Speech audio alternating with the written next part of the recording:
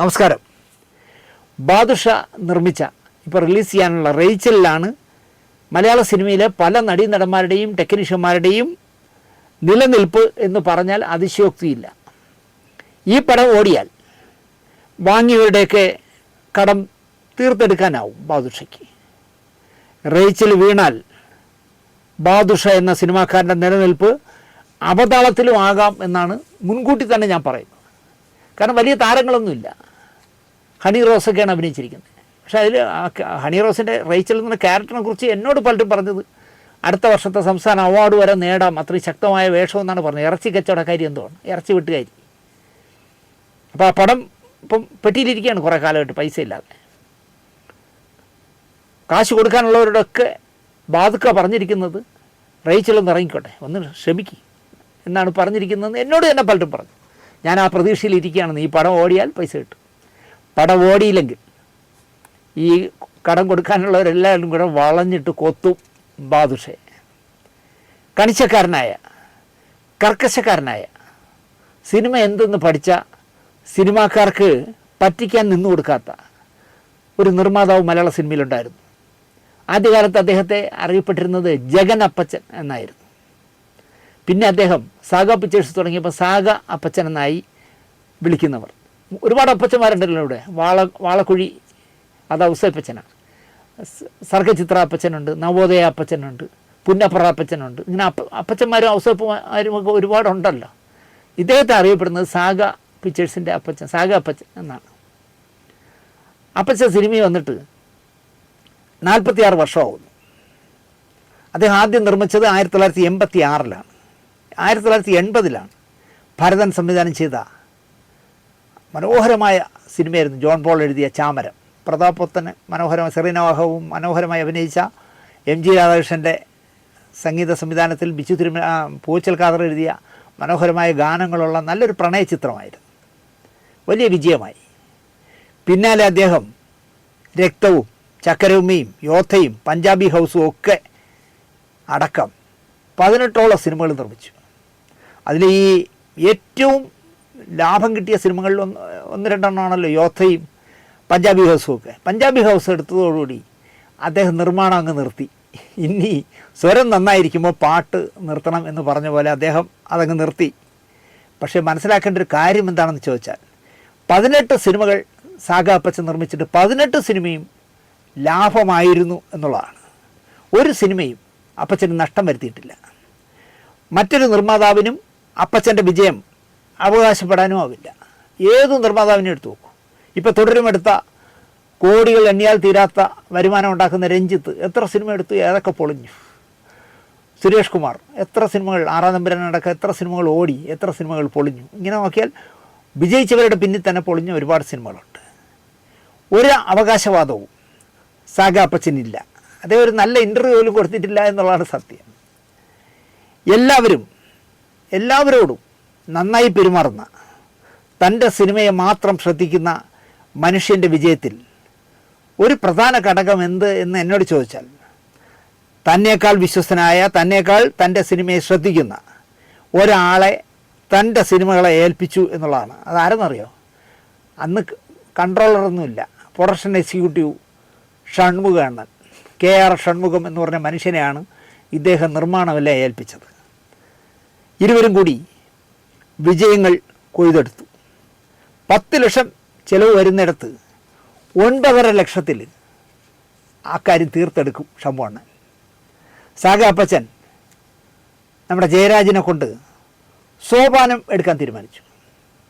ഈ സിനിമയിൽ ശങ്കരാഭരണം സോമയാജുലു വേണം എന്നുള്ള കാര്യം എല്ലാവരും കൂടി ഇങ്ങ് തീരുമാനിച്ചു. സോമയാജുലു ഈ പടത്തിൽ വേണം. തെലുങ്കിലും തമിഴിലും തകർത്തഭിനയിക്കുന്ന IAS-കാരനായ സോമയാജുലു വരാൻ സാധ്യതയില്ല എന്ന് കോമൺ സെൻസുള്ള എല്ലാവർക്കും അറിയാം. അദ്ദേഹത്തെ കിട്ടാൻ സാധ്യത കുറവാണ്. വർഷങ്ങളോളം അദ്ദേഹത്തിൻ്റെ ഡേറ്റുകൾ വിറ്റുപോയിരിക്കുകയാണ്. എങ്ങനെയും വീഴ്ത്തണമെന്ന് സാഗ അപ്പച്ചൻ ശട്ടം കെട്ടി ഷൺമുഖണ്ണനോട്. അണ്ണൻ അഡ്വാൻസുമായി മദ്രാസിന് പോയി. 2 ലക്ഷം രൂപയോ മറ്റോ ആണ് അന്ന് സോമയാജുലു വാങ്ങുന്നത്. അതാണ് അദ്ദേഹത്തിൻ്റെ, അല്ലെങ്കിൽ മലയാള ഈ സോപാനത്തിൽ 2 ലക്ഷം രൂപ കൊടുക്കാൻ തീരുമാനിച്ചു. അതാണ് അതിൻ്റെ ബഡ്ജറ്റ്.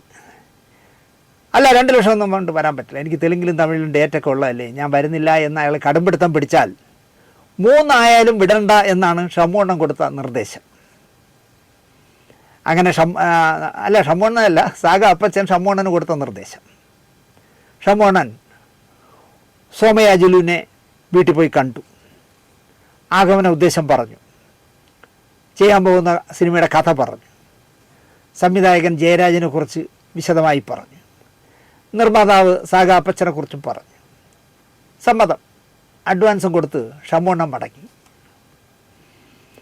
അപ്പച്ചൻ എന്താ പറയുക, ഷമ്മോണ്ണനെ കാത്തിരിക്കുക സ്വാഭാവികമാണല്ലോ. മടങ്ങി വന്നപ്പോൾ ഡേറ്റ് ഓക്കെ ആയി എന്നറിഞ്ഞപ്പോൾ ഷമ്മോണ്ണനോട് സാഗ അപ്പച്ചൻ ചോദിച്ചു, എത്രയിൽ ഒതുക്കി ഷമ്മോണ്ണ?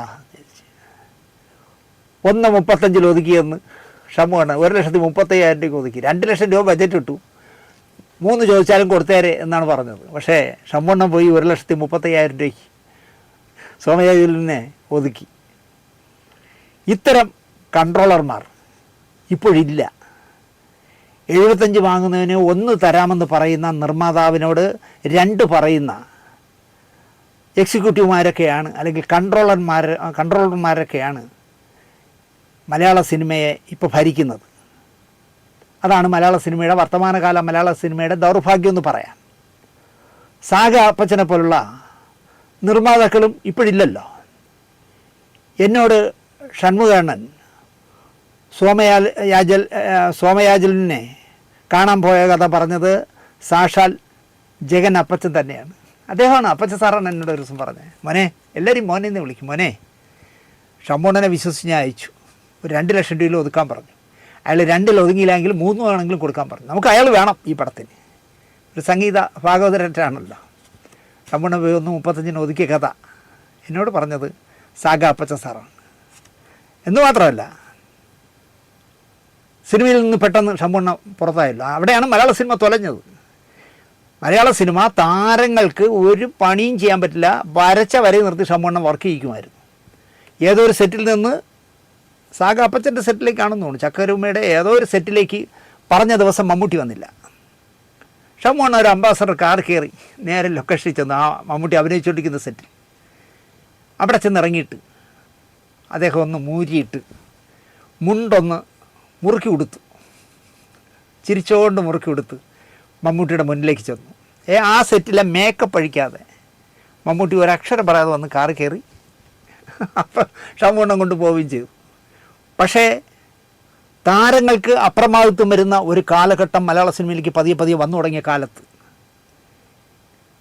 ഒരുമാതിരി മാർക്കറ്റ് വാല്യൂ ഉള്ള നടന്മാരെല്ലാം ഒരേ വാശിയിലൊരു കാര്യം പറഞ്ഞു, ഈ പടത്തിൽ ഷമ്മോണ്ണനെ വയ്ക്കാൻ പറ്റില്ല, ഷമ്മോണ്ണൻ കൺട്രോളറാണെങ്കിൽ ഞാനില്ല, നീ ഇല്ലെങ്കിൽ നിൻ്റെ അച്ഛനെ വയ്ക്കൂടാന്ന് പറയാനുള്ള നിർമ്മാതാക്കളും ഇല്ലാതായിപ്പോയി. അങ്ങനെ പാവം ഷമ്മോണ്ണനെ ഒതുക്കിക്കളഞ്ഞു, ഒരു പടം പോലും ഇല്ലാതെ ഒതുക്കിക്കളഞ്ഞു. ആ ഒതുക്കിയതിൽ വേണമെങ്കിൽ പരിഭവമായിട്ട് ഞാൻ പറയുകയാണ്, സത്യനന്ദിക്കാട് പോലും, സത്യൻ്റെ ഏറ്റവും വലിയ ഗുണം, അദ്ദേഹം വർക്ക് ചെയ്യുന്ന സിനിമയ്ക്ക് അദ്ദേഹം ചില കണ്ടീഷനുകൾ പറയും. എൻ്റെ ഈ പടം വർക്ക് ചെയ്യണമെങ്കിൽ ഇന്ന ആളായിരിക്കണം എക്സിക്യൂട്ടീവ്, എൻ്റെ പടത്തിൻ്റെ സ്റ്റില്ലെടുക്കുന്നത് മോമി ആയിരിക്കണം, എൻ്റെ ക്യാമറ വർക്ക് ചെയ്യുന്നത് വിപിൻ മോഹൻ ആയിരിക്കും എന്നൊക്കെ പറഞ്ഞ് അതുണ്ടെങ്കിൽ മാത്രമേ ഞാൻ ചെയ്യുന്നുള്ളൂ എന്ന് പറയുന്ന ആളാണ്. ആ സത്യേട്ടൻ പോലും ഷമ്മോണ്ണനെ ഒതുക്കാൻ കൂട്ടുനിന്നു എന്നുള്ളതാണ്. അങ്ങനെ താരങ്ങൾക്ക് അപ്രമാദിത്വം വരാനായി ഷമ്മോണ്ണനെ പോലെ നട്ടല്ലുറപ്പുള്ള ചങ്കുറപ്പുള്ള ആളുകളെ ഒതുക്കിയിടത്ത് നിന്നാണ് മലയാള സിനിമ തുലയാൻ തുടങ്ങിയത് എന്ന് ഞാൻ പറയും.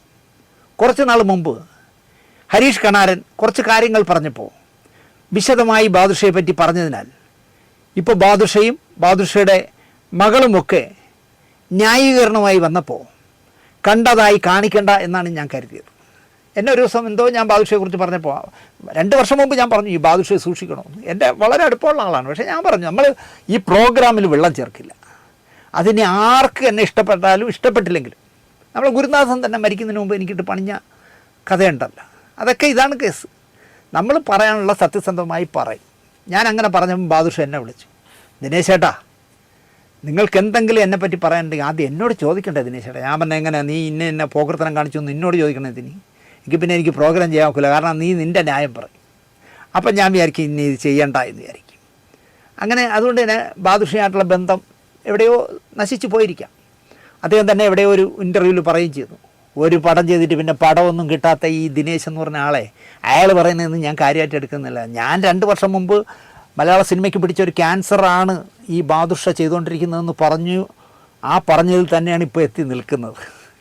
നമ്മൾ ഒന്നും പ്രവചിക്കുകയല്ല, അനുഭവങ്ങളിൽ നിന്ന് പലരും പറയുന്നതിൽ നിന്ന് ക്രോഡീകരിച്ചാണ് ഞാൻ പറഞ്ഞത്. അന്ന് മുതൽ ബാദുഷ എന്നെ ശത്രുവായിട്ടാണ് കാണുന്നതെന്ന് എനിക്കറിയാം. പക്ഷേ ഭാഗ്യത്തിന് ഒരിടത്ത് വെച്ചും പിന്നെ ബാദുഷയെ കാണേണ്ടി വന്നില്ല. ഞാൻ ബാദുഷയെ കണ്ടാൽ ഇപ്പോഴും ചിരിച്ച് കൈ കൊടുക്കും. പക്ഷേ ബാദുഷ ചിലപ്പോൾ കൈ തരാൻ സാധ്യതയില്ല. നമ്മളതുള്ളതാണ് പറഞ്ഞത്. ഇപ്പം തന്നെ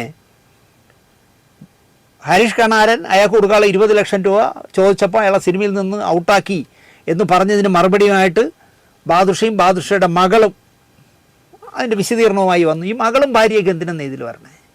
ഇപ്പോൾ ബാദുഷ പറയുന്നു എൻ്റെ മകന് കോളേജിൽ പോകാൻ നിർത്തില്ലാന്ന്. അത് കണ്ടപ്പോഴും ഞാൻ വിചാരിച്ചു, നമ്മൾ ഈ പണ്ടാരം ഇനി ഇത് പറയണ്ട എന്ന് പറഞ്ഞ് ഞാൻ വിട്ടതാണ്. ഇപ്പം തന്നെ ആവശ്യത്തിലധികം ശത്രുക്കൾ എൻ്റെ കയ്യിലുണ്ട്.